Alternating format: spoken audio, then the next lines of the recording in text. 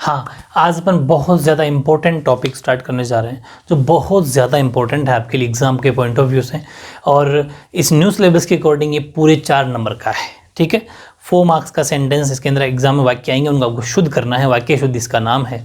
लेकिन मेरी बात को एक बार सुनना है, ठीक है। क्या कि मैं इस वाक्य शुद्धि को आपको बहुत अलग तरीके से कराऊंगा। मैं उस भेड़ चाल से आपको निकालना चाहता हूँ कि इधर 10 अशुद्ध वाक्य लिख दिए, उनका 10 शुद्ध बना दिया, फिर इधर 5 अशुद्ध लिख दिए, फिर 5 शुद्ध बना दिया कि ये देखो शुद्ध अशुद्ध ये शुद्ध। ऐसा नहीं, पहले अपन उसकी पूरी डेप्थ गहराई में जाना चाहेंगे, ठीक है। कि अपन गलतियां करते हैं तो करते कैसे हैं और क्यों करते हैं, इनके पहले नियम पकड़ लो। जब हम इसके नियम पकड़ लेंगे, कुछ कानून कायदे इसके जो हैं वो अपन अगर पकड़ लेंगे, नियम कायदे पकड़ लेंगे, तो हम गलती करेंगे ही नहीं। और गलती करेंगे तो गलती को पकड़ लेंगे। भाई ये तो है नहीं कि मैं आपको 50 सेंटेंस लिखा दूँ, 50 वाक्य लिखा दूँ, एग्जाम में वही आएंगे। ये कोई ज़रूरी है कि वाक्य तो कोई से बन सकते हैं। इसलिए आपको थोड़ा सा अगर अच्छे से मेहनत करनी है, वाकई समझना है कि हाँ यार चीज़ें बनती कैसे हैं, पूरी डिटेल में जाना है, अच्छे से पीएचडी अगर करनी है, तो फिर मेरी बात आपको माननी पड़ेगी। मैं बहुत ही शानदार तरीके से, हो सकता है स्टार्टिंग में आपको थोड़ा मुश्किल लगे कि ओ यार ये किया तो कभी पढ़ा ही नहीं, बिल्कुल ऐसा अलग सा तो लगेगा, लेकिन चीज़ें बन कहाँ से रही है वो मैं सिखाना चाहूँगा, ठीक है। तो देखो मैं एक बात बता दूँ, जो अपना ये टॉपिक है वो है वाक्य शुद्धि, ठीक है।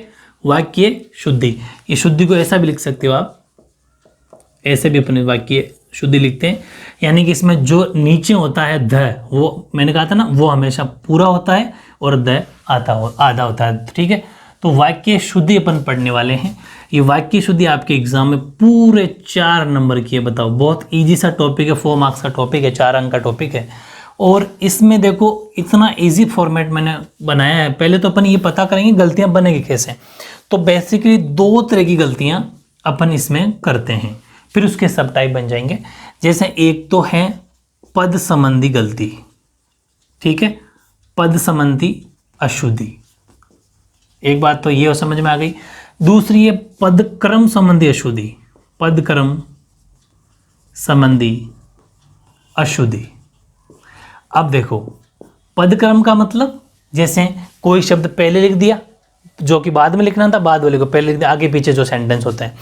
इसमें आपके बहुत सारे टाइप हैं। मतलब कि विशेषण के अनुसार गलती, सर्वनाम के अनुसार लिंग, वो सब बातें कर लेंगे। और एक है पद संबंधी। पद में बेसिकली क्या होता है कि पद में अपन कभी कर्ता, ठीक है, कर्ता और क्रिया, कि किस कर्ता के अकॉर्डिंग कौन सी क्रिया आएगी, या क्रिया का जो वचन है या जो क्रिया का लिंग है वो क्या होगा। पूरी बात सुनना, किस कर्ता के अनुसार क्रिया का लिंग में वचन क्या होगा। या फिर इधर मैं लिख दूं कर्म, किस कर्म के अनुसार क्रिया का लिंग या वचन क्या होगा। बेसिकली 2 टाइप इसके अंदर है, ठीक है। उसकी बात में करेंगे। पहले ये मुश्किल वाली चीज़ पढ़ो, वो तो बहुत ईजी है। पहले ये मुश्किल, मैं हमेशा मुश्किल चीज़ें से पहले पढ़ाता हूँ। आपको पता है अपने चैनल स्टार्ट किया था ट्रिग्नोमेट्री से, ये मैं आपको रोजाना बताता रहता हूँ। हमेशा मुझे मुश्किल चीज़ें पहले कराने की आदत है। तो आपको मुश्किल चीज़ों से घबराना नहीं है, पहले हमेशा उन चीज़ों को ही मुश्किल को पहले करो, कि ताकि इजी वाले तो अपन कभी भी कर सकते हैं। तो अब ध्यान रखना, इस पद संबंधी शुद्धि में अपन कर्ता व क्रिया के बीच में संबंध देखेंगे कि कौन सी लिंग या वचन आएगा क्रिया की। फिर कर्म के अनुसार अपन देखेंगे क्रिया की कौन सा लिंग या वचन आएगा। तो सबसे पहले अपन ये पद संबंधी शुद्धि देखते हैं, और उसमें भी कर्ता का क्रिया के साथ में देखते हैं, ठीक, कर्ता व क्रिया के साथ में संबंध देखते हैं कि किस कर्ता की वजह से क्रिया में कौन सा वचन या लिंग आएगा, ठीक है। ओके, हाँ, तो अब अपन लेते हैं पद संबंधी अशुद्धि। ध्यान से समझना, पद संबंधी अशुद्धियाँ अपन कौन कौन सी कर सकते हैं, इनका आपको ध्यान रखना है। अगर ये इनका आप ध्यान रख लोगे तो कोई गलती होने के चांस रहेंगे ही नहीं। अब देखो पद संबंधी अशुद्धि में क्या रूल है। पहला रूल ये है, सबसे इंपॉर्टेंट रूल है कि एक वाक्य में आपको मेरे साथ के साथ लिखना है, समझते हुए चलना। एक वाक्य में एक से अधिक कर्ता, एक से अधिक कर्ता, पूरी बात समझना। एक वाक्य में एक से अधिक कर्ता, और कर्ता कैसा होना चाहिए, विभक्ति रहित। एक बात अभी सारी बता दूंगा, विभक्ति रहित का मतलब क्या होता है। मतलब बिना विभक्ति के। विभक्ति रहित का मतलब क्या होता है, बिना विभक्ति के। विभक्तियां कौन सी होती है, कर्ता, ने, कर्म, को। तो ने, को, कर्ण, से, संप्रदान के लिए, वो के, ने, को, के लिए, ये सब नहीं होना चाहिए, वो विभक्तियाँ होती है, ठीक है। तो एक से अधिक कर्ता हो वाक्य में, ठीक है। दूसरी बात, कोमा असमान लिंग हो। लिंग का मतलब या तो स्त्रीलिंग या पुल्लिंग, ठीक है। असमान लिंग हो, असमान लिंग का मतलब दोनों लिंग हो, भले स्त्रीलिंग और पुल्लिंग दोनों हो, असमान लिंग हो। ऐसा नहीं कि दोनों सेंटेंस वाक्य में पुल्लिंग हो। असमान लिंग के हो तथा एक वचन में हो। तो अब मेरी बात सुना, मैंने लिखा क्या, अपन पढ़ रहे हैं पद संबंधी अशुद्धियां। उसके अंदर क्या पढ़ेंगे अपन, पहला जो अपन पढ़ रहे हैं वो है कर्ता व क्रिया के बीच, कर्ता व क्रिया के लिंग या वचन के बारे में पढ़ रहे हैं अपन। पूरी बात समझना, थोड़ा सा मुश्किल जरूर दिखने में लगेगा, लेकिन बहुत ज़्यादा इजी बना दूंगा, एक एक चीज़ डीपली पता चलेगी आपको। कर्ता व क्रिया के लिंग या वचन कैसे कैसे होते हैं, क्या क्या बदलाव होता है क्रिया में, ठीक है। तो आगे देखो कि एक वचन में हो तो, पूरी बात सुना, एक वाक्य में एक से अधिक कर्ता, मतलब एक से ज़्यादा कर्ता होना चाहिए, असमान लिंग हो, एक वचन हो, ठीक है, में हो तो क्रिया अंतिम कर्ता के अनुसार होती हैं। जैसे एग्जाम्पल लिखूंगा सारी बात समझ में आ जाएगी।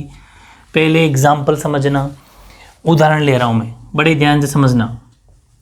उदाहरण लिया, उदाहरण क्या लिया, उदाहरण मैंने लिया सपोज राम श्याम व एक गर्ल्स का नाम लेते हैं, लड़की का नाम ले लेते हैं, राम श्याम व मनशा, ठीक है। राम श्याम व मनशा खेल रही हैं। अब सुना मेरी बात, पढ़ना लिख देता हूं, पढ़।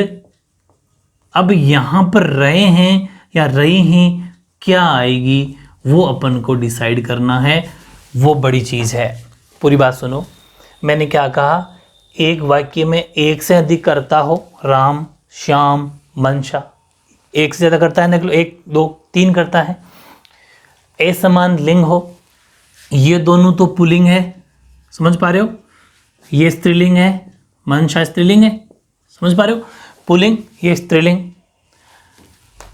तथा एक वचन हो, नाम तो है तो एक वचन सभी। अब मेरी बात सुनना, तो जो अंतिम कर्ता है, अंतिम कर्ता कौन सा, ये पहला, ये दूसरा, ये तीसरा, अंतिम कर्ता, उस अंतिम कर्ता के अनुसार ये क्रिया आएगी। क्रिया क्या होती है, ये कर्ता जो क्या करे, पढ़ रहे हैं या रही हैं, वो क्रिया हो गई, करने काम करना। तो अब यहां पर मनशा क्या स्त्रीलिंग, तो यहां पर क्या आएगी, पढ़ रही हैं। ये वेरी इंपॉर्टेंट गलती हो जाती है, बताओ है कि नहीं। यानी कि अब अपन को ये अगर पता रहेगा कि इस तरीके की अगर गलती, तो अपन अशुद्धि करेंगे क्यों। सेंटेंस एग्जाम दे देगा, राम श्याम व मनशा पढ़ रहे हैं, लेकिन आप क्या लिखोगे, पढ़ रहे नहीं, पढ़ रही हैं, क्योंकि जब असमान लिंग हो, ध्यान नहीं रखना, असमान लिंग हो, बात अपन किसकी कर रहे हैं, असमान लिंग होना चाहिए और एक से ज़्यादा कर्ता होना चाहिए, ठीक है।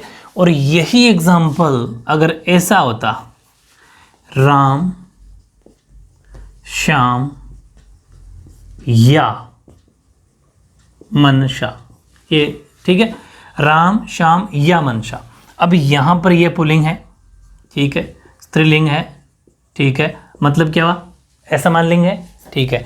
अब बीच में या है तो भी यही आएगा, पढ़ रही हैं। अब मेरी बात सुना, इस या का मतलब क्या होता है, ये मैंने एग्जाम्पल क्यों लिखा, देखो ये तो वह और तथा अथवा, ये तो वो वाले सेंटेंस है। या का मतलब होता है ऑप्शनल, विकल्प सूचक। भाई या का मतलब ऑप्शन या विकल्प, तो जब विकल्प सूचक हो, समझ पा रहे हो, तो भी कर्ता मतलब तो भी क्रिया अंतिम कर्ता के अनुसार ही आएगी। मेरी बात समझ रहे हो। लेकिन अब यहां पर एक नोट है, वेरी इंपॉर्टेंट नोट है, वो नोट ये है, मेरी बात को ध्यान से समझना।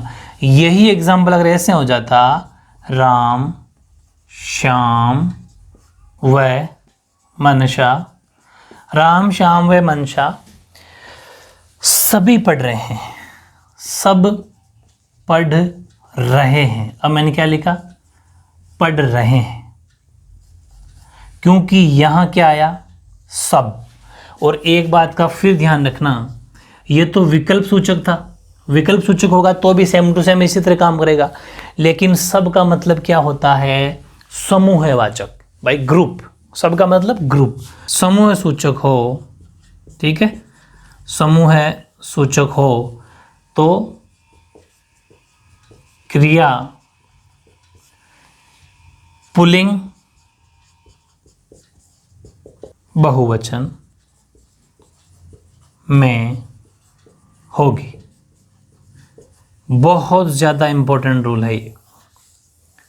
क्या यहां पर इन दोनों सेंटेंस में कोई दिक्कत नहीं थी, राम श्याम व मनसा पढ़ रही है, स्त्रीलिंग पुल्लिंग दोनों अलग लिंग है, इसके अकॉर्डिंग आया, इसके अकॉर्डिंग आया, लेकिन यहां पर सब पढ़ रहे हैं, मतलब ग्रुप है, समूह सूचक शब्द हो, इतना छोटा मोटा तो ग्रामर जानते ही हो, समूह मतलब ग्रुप, समूह सूचक शब्द हो तो हमेशा क्रिया पुल्लिंग बहुवचन आएगी। पढ़ रहे हैं, ऐसा नहीं कि पढ़ रही हैं, नहीं, रहे हैं आएगा, ठीक है, चाहे कोई सा भी लिंग आगे पीछे उससे कोई फर्क नहीं पड़ता, सब वर्ड है, सब का मतलब समूह सूचक हो तो हमेशा पुल्लिंग बहुवचन आएगी, मतलब पढ़ रहे हैं, भले ही यहाँ पर लिंग कोई सा भी लास्ट में हो। इस बात को ध्यान रख लोगे, ये वेरी इंपॉर्टेंट तीनों एग्जाम्पल आपको उतारने हैं।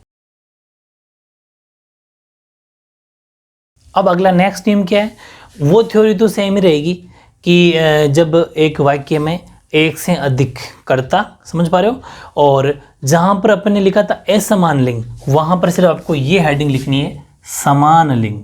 इस बार अपने एक एग्जांपल लेते हैं, समान लिंग हो, बाकी पूरी थ्योरी वही वापस से लिखनी है आपको, ठीक है। रूल नंबर सेकंड मान लो एक तरीके से, सेकंड नियम क्या है, वापस वही कि जब एक वाक्य में एक से अधिक कर्ता हो और एक वचन हो, लेकिन समान लिंग हो, असमान की जगह क्या हो, समान लिंग हो, तो क्रिया कैसी होगी, तो क्रिया उसी लिंग के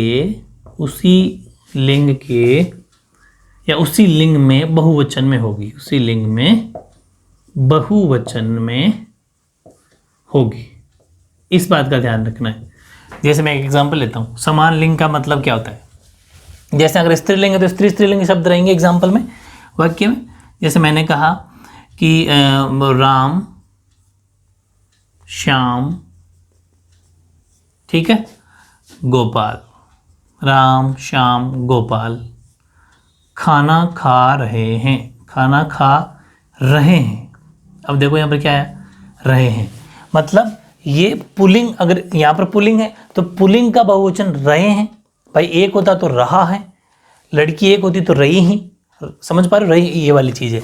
यानी जैसे एग्जांपल मैंने लिया कि यशस्वी, खुशबू, ठीक है, निकिता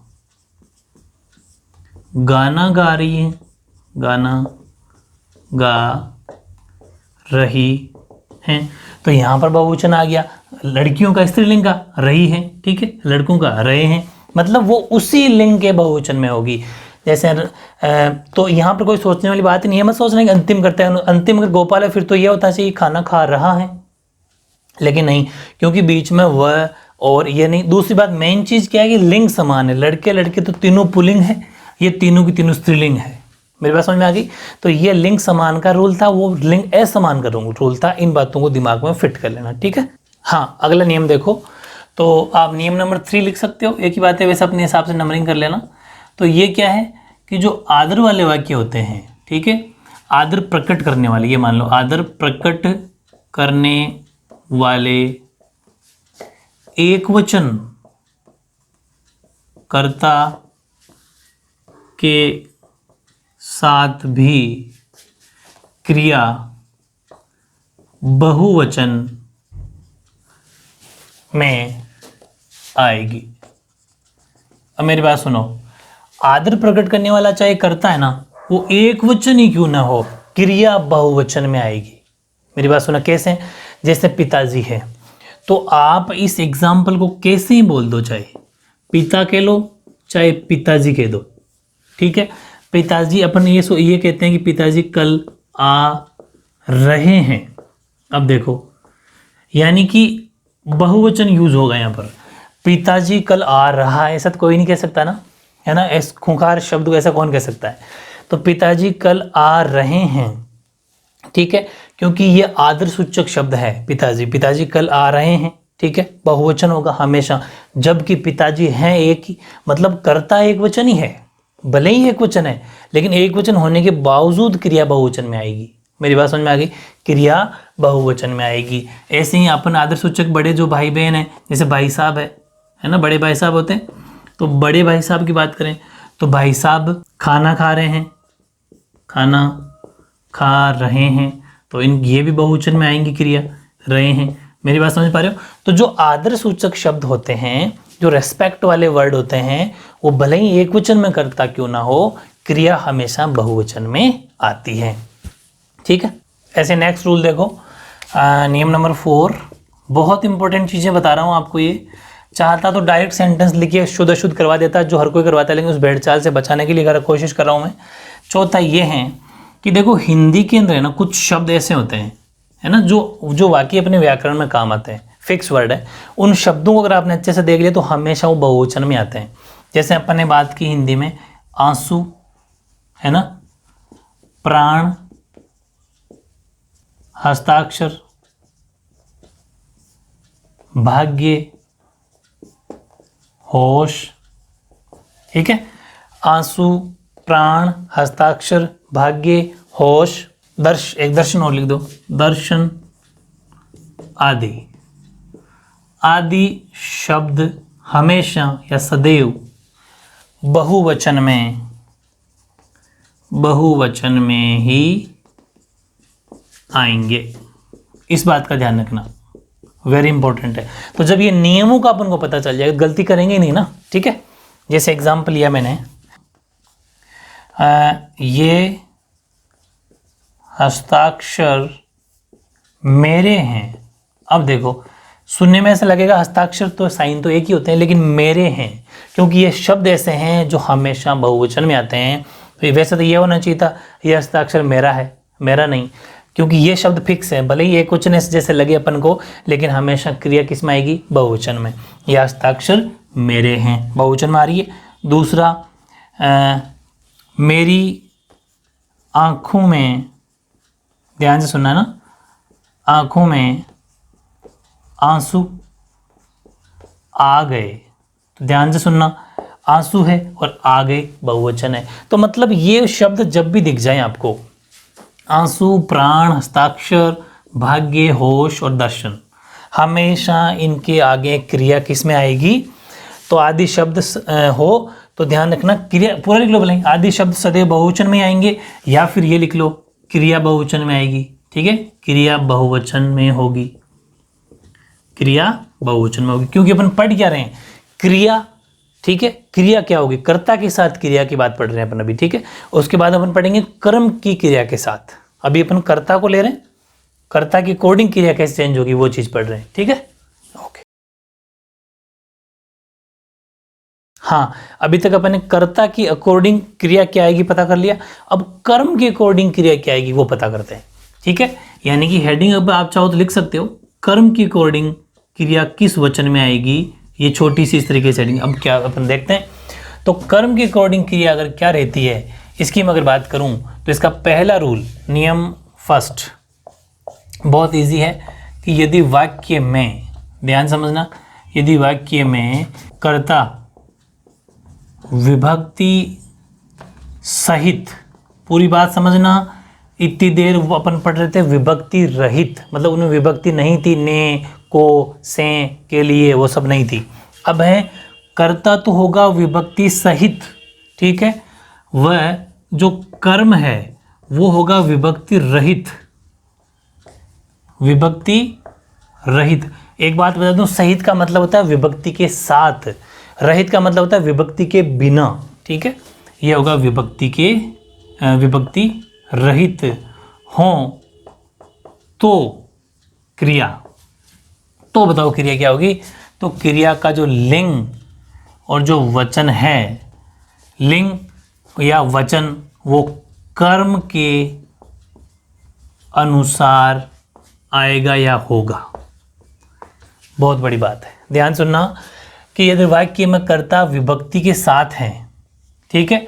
और कर्म है ना वो विभक्ति के बिना है, विभक्ति रहित हो तो क्रिया का जो लिंग और वचन है वो कर्म के अनुसार होगा। कर्म का मतलब ऑब्जेक्ट, ठीक है। अब मैं जैसे एग्जाम्पल लूँ, एग्जाम्पल से उदाहरण लूँ, एक ही बात है कि आप उदाहरण लेके लिया करो, उससे तो कोई छोटी मोटी तो इधर को चलता है। अगर मैं एग्जाम्पल लूँ, उदाहरण लूँ, तो उससे आपको ये पता चल जाएगा कि मैं कहना क्या चाह रहा हूँ। जैसे मैंने कहा निर्मला ने गाना गाया। अब एक बात बताओ, निर्मला स्त्रीलिंग शब्द है, इस स्त्रीलिंग शब्द के अकॉर्डिंग यहाँ पर देख लो गाया आ रहा है, फिर भी क्योंकि क्रम क्या है, गाना, तो क्रम जैसा होगा उस अकॉर्डिंग आएगा, गाना गाई थोड़ी होगा, गाना गाया होगा, ठीक है। ये चीज़ कहना चाह रहा हूँ। ऐसे में एग्जाम्पल एक और लूँ, सपोज भानु ने पुस्तक पढ़ी, सही है, भानु ने पुस्तक पढ़ी। अब मेरी बात सुनो कि भानु पुल्लिंग शब्द है फिर भी पढ़ी, क्योंकि पुस्तक के अकॉर्डिंग आ रहा है। ये निर्मला स्त्रीलिंग शब्द है फिर भी गाया, क्योंकि कर्म है गाना, कर्म है पुस्तक, उस अकॉर्डिंग क्रिया आएगी। मेरी बात समझ में आ गई? तो ध्यान रखना कि अब अच्छा ये बात समझाऊँ मैं, विभक्ति सहित और विभक्ति रहित क्या है, कहाँ आपको कैसे पता चलेगा। तो देखो कर्ता कौन है, निर्मला है, निर्मला विभक्ति के साथ में देख लो पहले, निर्मला ने, कर्ता ने, कर्म को, कर्म मतलब ये वर्ड दिखे ना, कर्ता ने कर्म को करण से संप्रदान के लिए, अपादान से अलग या पदान के, ये जितनी भी बातें आ रही है, ये बीच वाले जितने भी ने, को, का, काली, ये सब जितने वो होते हैं विभक्ति। तो यहाँ पर निर्मला ने विभक्ति आ रही है, भानु ने, लेकिन कर्म नहीं आ रहा, गाना आगे कर्म के साथ में विभक्ति नहीं आ रही, गाना पुस्तक, सिर्फ इतना ही है, गाना पुस्तक, आगे गाना को, गाना ने, कैसा कुछ भी नहीं है ना। इसलिए ऐसा अगर सेंटेंस हो तो हमेशा कर्म के अकॉर्डिंग क्रिया आएगी। कितनी इंपॉर्टेंट बात है बताओ, है कि नहीं। अब एक बहुत बड़ी राज की बात और बताता हूँ, इसी नियम के अनुसार आप चाहो तो लिख सकते हो, नियम नंबर 2, इसी में वेरी इंपॉर्टेंट नियम है वो, और वो ये है कि यहाँ पर तो देखो एक ही करता था, निर्मला था, भानु था, ठीक है, निर्मला थी, भानु था। अब जैसे मैं यहाँ पर लिख दूँ एक एग्जाम्पल कि अगर असमान लिंग हो, पूरी बात सुनना, असमान लिंग का मतलब होता है एक से ज़्यादा होगा, पक्की बात है, करता भाई, करता एक से ज़्यादा होगा तभी तो लिंग अलग अलग होंगे, यहाँ तो करता एक ही था। तो असमान अगर लिंग हो, इसी में असमान लिंग हो, पूरी बात सुनना, तो जो क्रिया है ना, असमान लिंग हो तो क्रिया अंतिम कर्म के अनुसार आएगी। बताता हूं, अगर असमान लिंग हो तो जो अंतिम कर्म है, क्रिया कैसा आएगी, अंतिम कर्म के अनुसार आएगी। जैसे मैंने एग्जांपल लिया कि राम ने पेन, ध्यान सुनना, पेन व पेंसिल। अब पूरी बात सुनना, आगे क्या आएगा वो भी देखते हैं, खरीदा, खरीदी, खरीदी क्या आएगा। राम ने, तो थ्योरी वही है, यदि वाक्य में कर्ता विभक्ति सहित व कर्म विभक्ति रहित हो तो वो सब वही है, लेकिन बस ध्यान रखना कि जो लिंग है वो असमान है। इसमें कोई लिंग नहीं था, इसमें तो पुल्लिंग है तो पुल्लिंग, स्त्रीलिंग एक ही लिंग था, लेकिन इसमें बाकी सब बातें वही है, बस लिंग असमान है, दो एक से ज़्यादा लिंग है, ये जान लो, ठीक है। तो दो ही लिंग होते हैं हिंदी में, स्त्रीलिंग पुल्लिंग। तो राम ने पेन व पेंसिल खरीदी। अब एक बात बताओ कि पेन, तो अगर पेन होता तो क्या लिखते, खरीदा, यही पेंसिल में अगर पहले लिख देता, जैसे मैं इसको ऐसे लिख देता, राम ने पेंसिल व पेन, तो क्या था, खरीदा। और ये छोटी छोटी मिस्टेक हो जाती है। मतलब कहने का ये है, असमान लिंग का मतलब, जैसे पेन तो है पुल्लिंग, पेंसिल है स्त्रीलिंग, हो गए दोनों अलग अलग लिंग, पेंसिल है स्त्रीलिंग, पेन है पुल्लिंग, तो उस अकॉर्डिंग क्रिया आएगी जो लास्ट में है। जब असमान लिंग हो दो अलग अलग, तो जो अंतिम क्रिया है, अंतिम जो कर्म है, पेंसिल, पेन, जो भी, उसके अनुसार आएगी, ठीक है, ये ध्यान रखना। जैसे ये एग्जाम्पल ऐसा हो जाता कि राम ने पुस्तकें व थैले, बैग होते हैं, थैले खरीदे, तो यहाँ पर खरीदे आएगा, क्योंकि थैले बहुत सारे हैं, बहुवचन है तो खरीदे आ जाएगा। पुस्तकें खरीदी होता, लेकिन थैले पुल्लिंग है, खरीदे आ गया। इन चीज़ों का ध्यान रखना है, मतलब कि स्त्रीलिंग पुल्लिंग शब्द जब हो तो जो अंतिम जो कर्म होगा उस अकॉर्डिंग क्रिया आएगी। ठीक है। हाँ, नेक्स्ट रूल है जो आपके माइंड में आ रहा होगा। अभी तक अपन ने क्या पढ़ा कि कर्ता विभक्ति रहित या सहित, तो दोनों, और कभी कर्म पढ़ा तो विभक्ति रहित या सहित। लेकिन अब बात यह है कि अगर कर्ता व कर्म, पूरी बात सुना, कर्ता व कर्म दोनों ही विभक्ति सहित हो, विभक्ति के साथ हो, विभक्ति सहित हो, तो क्रिया का क्या होगा, है ना। तो क्रिया का जो लिंग या वचन है, क्रिया का लिंग या वचन हमेशा, ध्यान से सुनना, हमेशा पुल्लिंग बहुवचन, नहीं सॉरी, पुल्लिंग एक वचन, पुल्लिंग एक वचन में आएगी या एक वचन में होगा। ठीक है, इस बात को ध्यान रखना, बहुत ज़्यादा इंपॉर्टेंट बात है कि जब कर्ता और कर्म दोनों ही विभक्ति के साथ में हो तब पुल्लिंग एक वचन, भले ही कोई सा भी हो। मतलब यहाँ पर ऐसा मान लो कि पुरुष प्रधान समाज हो गया एक तरीके से, ठीक है, कि पुल्लिंग होगा और एक वचन होगा। जैसे मैंने एग्जाम्पल कुछ लूँगा तब आपको बातें समझ में आएगी। जैसे एग्जाम्पल ये है कि राम ने, विभक्ति के साथ है, देख लो, कर्ता भी राम के, कर्ता विभक्ति के साथ में है, राम ने सीता को, अब मेरी बात सुना, कर्ता व कर्म दोनों ही, एक मिनट पूरा लिखता हूं, देखा, राम ने सीता को देखा, दोनों, ये राम है जो करता है, क्योंकि देखने वाले कौन है, राम तो काम जो करने वाले हैं वो करता होता है, सब्जेक्ट, और सीता को, जिसको देखा वो अपने जो काम किया अपने, वो हमारे लिए कर्म होता है। तो राम भी विभक्ति के साथ में है, मतलब कर्ता भी विभक्ति के साथ में है, सीता को देखा था, सीता कर्म है, यहाँ पर सीता भी विभक्ति के साथ में है, देख लो अपने को जुड़ा हुआ है, नहीं जुड़ा हुआ है। तो ध्यान रखना, हमेशा यहाँ तो पुल्लिंग और एक वचन आएगा, भले ही कोई किसी को देखे, देखा, देखे नहीं आएगा।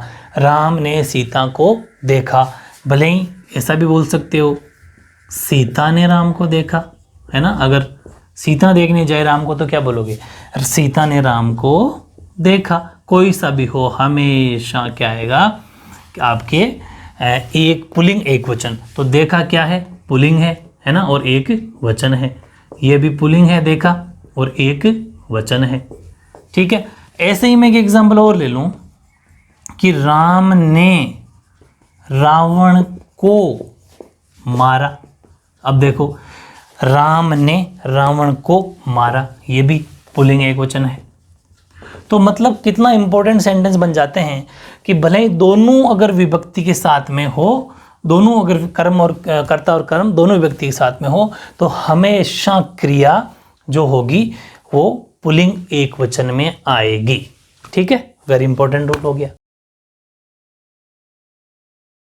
हाँ, तो इस तरीके से अपने जो पद संबंधी रूल थे, पद संबंधी वो अपने जितने भी रूल बने हैं वो अपने कंप्लीट पढ़ ली। पद संबंधी शुद्धियाँ कौन कौन से अपन करते हैं वो अपन ने आज कर लिया। अब नेक्स्ट वीडियो में बताऊंगा पदक्रम संबंधी शुद्धियाँ बहुत अच्छे से, और उसके बाद में एक वीडियो ऐसा आएगा जिसमें आपको मैं बहुत सारे एग्जाम्पल अपन लेंगे, कब से करीब 50 या 100 के करीब लेंगे एग्जाम्पल। उन उदाहरणों को सोल्व करेंगे तब आपको ये चीज़ें सारी वहाँ याद आएगी, अच्छा वो वाली मिस्टेक ये तो गलती है, ठीक कर दोगे 1 सेकंड में। ठीक है, इसलिए इनको 2 या 3 वीडियो को बहुत ही शानदार तरीके से देखना है, फ्यूचर में बहुत ज़्यादा ये टॉपिक आपके काम आएगा। ठीक है, ओके।